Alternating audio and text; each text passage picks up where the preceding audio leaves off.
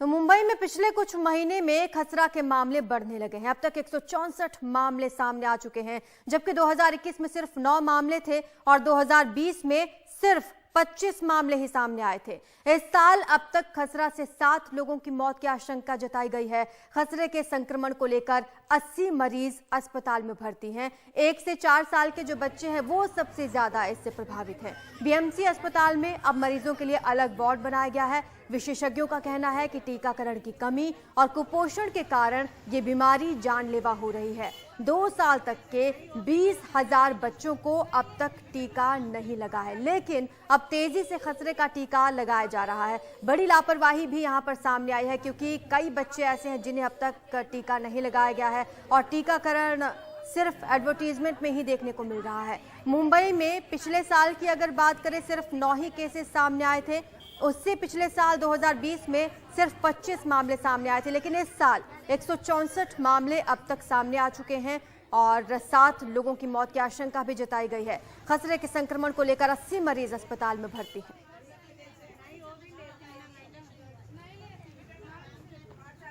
ज्यादा जानकारी हमारे सहयोगी सोहित मिश्रा हमें देंगे। सोहित, टीकाकरण क्या सिर्फ एडवर्टीजमेंट तक ही सीमित है? कौन सा एरिया ज्यादा अफेक्टेड है मुंबई का इससे?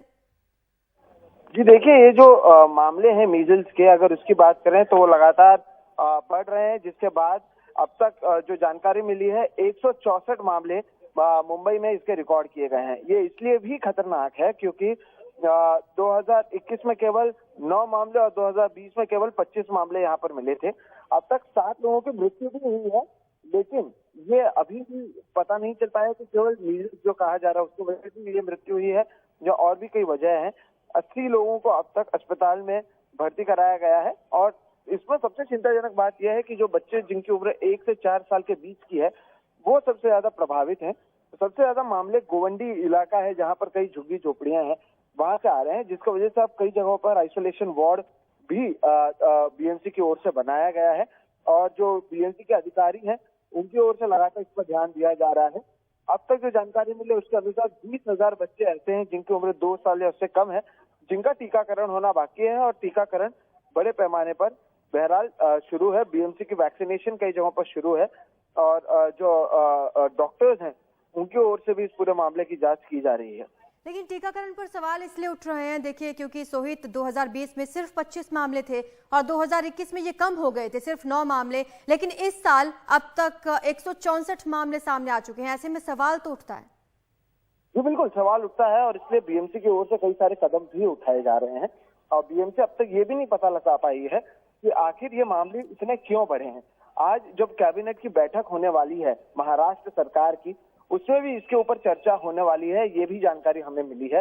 और जो महाराष्ट्र के मुख्यमंत्री हैं बहरहाल एकनाथ शिंदे, वो शायद धारावी भी जा सकते हैं शाम को 4 बजे, ये देखने के लिए कि टीकाकरण किस तरह से चल रहा है और परेशानी कहाँ पे हो रही है।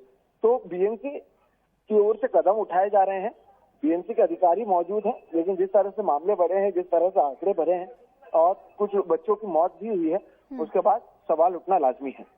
शुक्रिया सोहित आपका इस तमाम जानकारी के लिए। तो मुंबई में खसरा लगातार पैर पसार रहा है। अब तक कुल 164 मामले सामने आ चुके हैं।